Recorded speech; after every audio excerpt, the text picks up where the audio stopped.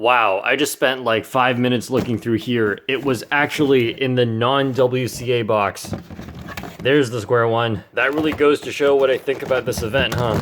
My main 2x2 is the YJ MGC Elite. This one suits me well, and it also came really good out of the box, which is important for me for 2x2 because I don't want to set it up. Okay, I just realized that's kind of a lie. To say that I have a main means I usually use this 2x2, but if we look at the charts of how much I use each 2x2, yeah, that's the chart. It's all 0.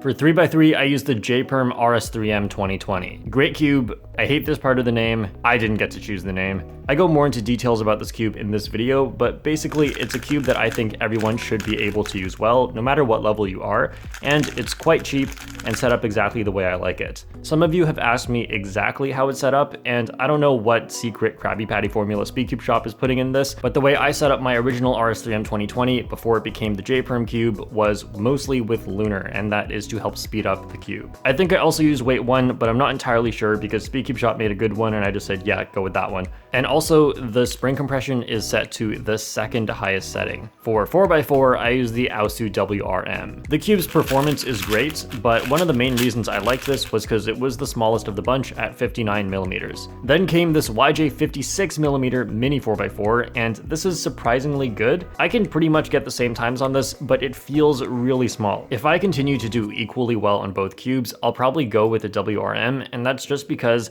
the size doesn't feel really small when I'm holding it, so it makes it easier to transition between cubes and not feel weird. For 5x5, didn't see this one coming, did you? I was torn between the MGC and the Valk, and I got similar times on both of them. In my best Speedcubes video, I said that I used the Valk, and that's because it was true, but I was making a video on my mains, so I was like, I gotta pick one. So I did a bunch of solves and ended up going with the MGC. Now the MGC is a faster cube, which is not a reason on its own as it does make it hard to control, but since it is faster and I get the same times, this just takes less effort. As in my hands get less tired, I can practice more, and that's the only reason. For 6x6, I use the YJ MGC. This cube's turning is phenomenal for a 6x6.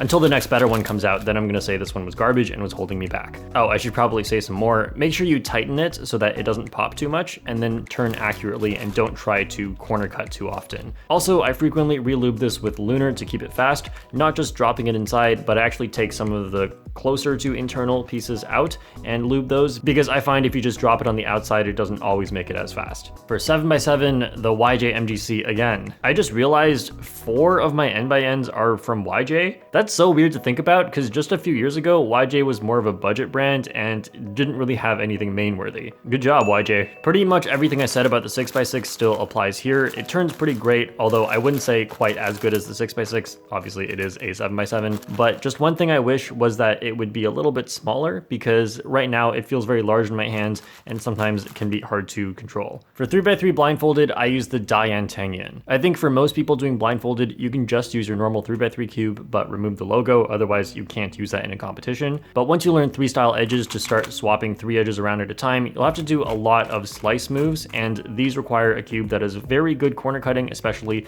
when made very loose. And also for slice moves, the magnets have to not be too strong, or it's coming from both sides and the slice layer is not going to move so well. Plus the Tangyan is pretty quiet, which makes it nice for blindfolded because it's easier to focus. For one-handed, I use the Chi Wu Wei. I was doing some one-handed turns with this, and I was thinking maybe the Tangyan would be like equally good, but I haven't really practiced one-handed, so I can't say this is my favorite because I just haven't given other cubes enough of a shot, and I can't say it's my main because I don't practice one-handed. However, this cube was the last one-handed main I had. I never changed mains, so I guess you could say this is still my main. All right, pure minks. Okay, now we're really getting into non-main and just favorites territory. I don't actually do any of these events. I like the GAN pure minks because its corner cutting, oh, that was not a good example. Because its corner cutting is very good and I'm very bad, so this puzzle makes up for it. The GAN Mega Minx was my last main when I still did Mega Minx, so it makes the list. The Chi clock makes the list because it's the only clock that I have. But now we have a problem. I have 2 square ones. Now you could argue the Little Magic is my main because I solved it that one time, and I've solved a square one time, but I know how to do a J-Perm on square one, so I'm gonna see which one I can do it faster with. Let's start with the Little Magic. Let's try that again.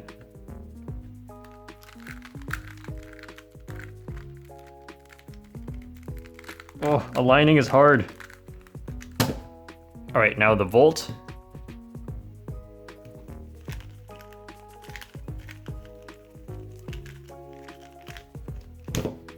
So I guess the volt is my main. That's the rule. It has to be. All right, links to all the products will be in the description. Remember to use the discount code JPerm. Thanks for watching, and I'll see you all next time.